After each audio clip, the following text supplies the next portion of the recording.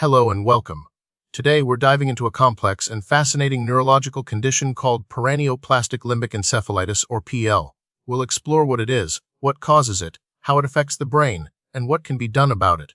Paraneoplastic limbic encephalitis, as the name suggests, is often linked to cancer. It's not the cancer itself invading the brain, but rather the body's immune system mistakenly attacking healthy brain cells in the limbic system. The cancer, which can be located anywhere in the body, triggers an immune response.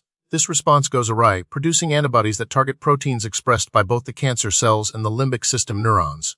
Common cancers associated with PLE include small cell lung cancer, testicular cancer, Hodgkin's lymphoma, and breast cancer. However, in some cases, no underlying cancer is found, termed idiopathic limbic encephalitis. It's important to note that finding the cancer is not always immediate, and ongoing monitoring is crucial. The limbic system, the primary target in PLE, is a group of brain structures crucial for memory, emotions, and behavior. When the immune system attacks this area, it causes inflammation and neuronal damage. Specifically, the misdirected antibodies bind to proteins on the surface of neurons, leading to their dysfunction and eventual death. This damage disrupts the normal functioning of the limbic system, resulting in a wide array of neurological symptoms.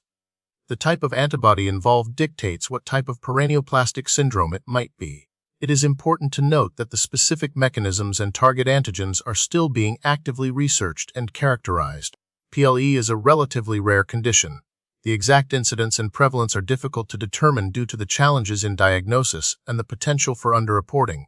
It is thought to affect individuals of all ages, but the most common age range is between 50 and 70 years old. PLE can occur in both men and women, although the incidence may vary depending on the type of associated cancer.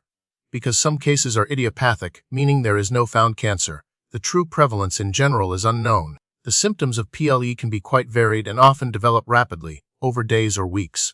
One of the most prominent early signs is short-term memory loss. Patients may struggle to remember recent events, repeat themselves, or have difficulty learning new information. Behavioral changes are also common, including irritability, anxiety, depression, and disinhibition. Seizures, both partial and generalized, occur. Frequent decline, including confusion and disorientation, can worsen over time.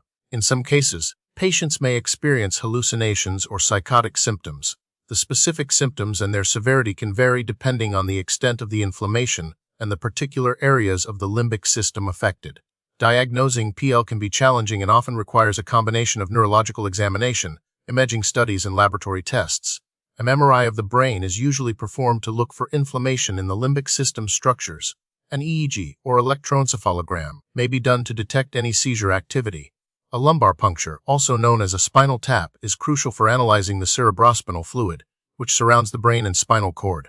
This fluid is checked for elevated levels of white blood cells, protein, and antibodies. Specific paraneoplastic antibodies such as anti-Hu, anti-MAO, L2I1, and anti-TSBR2 can be identified in the blood or cerebrospinal fluid. However, it's important to remember that not all patients with PLE have detectable antibodies. Finally, a thorough search for an underlying cancer is essential, including imaging studies such as CT scans and PT scans. While not strictly classified into distinct types, PLE is often categorized based on the specific antibody associated with it. For example, anti-Hu-associated PLE is commonly linked to small cell lung cancer and tends to be more severe. Anti-MAT-associated PLE is often associated with testicular cancer and can present with additional brainstem involvement. Recognizing the specific antibody profile can help guide the search for the underlying malignancy and inform treatment strategies. Some antibodies, like anti-LGI1 and anti-KSPR2, may have lower rates of association with cancer or be associated with autoimmune encephalitis without a clear paraneoplastic cause. Treatment for PLE focuses on two main goals: suppressing the immune response and treating the underlying cancer if found. Immunosuppressive therapies, such as high-dose corticosteroids, intravenous immunoglobulins (IVIG), and plasma exchange, are often used to reduce inflammation in the brain. These treatments aim to dampen the immune system's attack on the limbic system.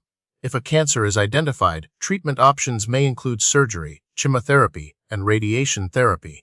Removing or treating the cancer can sometimes lead to improvement in the neurological symptoms. Symptomatic management, such as anti-seizure medications and antidepressants, can help alleviate specific symptoms and improve the patient's quality of life.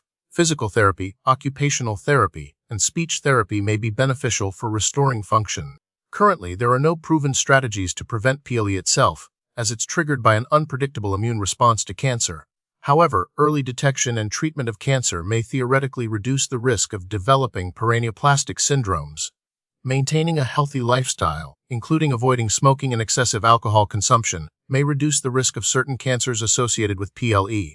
Also, regular checkups and screenings can help detect cancer early. The prognosis for PLE can vary significantly depending on several factors, including the type and stage of the underlying cancer, the specific antibody involved, and the response to treatment. Early diagnosis and treatment are crucial for improving outcomes. In some cases, successful treatment of the cancer can lead to significant improvement or even resolution of the neurological symptoms. However, PLE can be a severe and debilitating condition, and some patients may experience permanent neurological deficits. Recent research is focusing on identifying new target antigens, developing more specific and effective immunotherapies, and understanding the long-term effects of PLE on brain function. Emerging therapies, such as B-cell depletion therapy, are showing promise in some cases. Continued research is essential to improve the diagnosis, treatment, and outcomes for individuals affected by this challenging condition.